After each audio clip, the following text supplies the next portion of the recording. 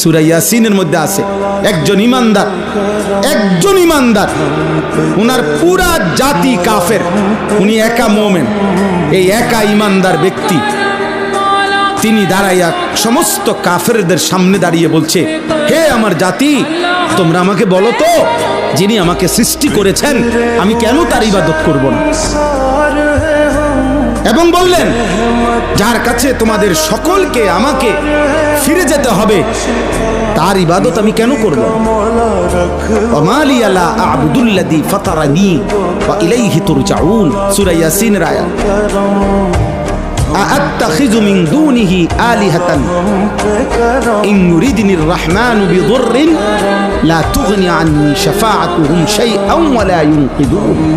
আমি যদি আল্লাহকে ছেড়ে দেই আর অন্য কাউকে ধরতে যাই, অন্য কেউ তো আমারে কখনো কোনো বিপদ বা মুসিবত থেকে এক সেকেন্ডের জন্য আমাকে তো রক্ষাও করতে পারবে না, উদ্ধারও করতে পারবে। আমি অন্যকে ডাকবো কেন?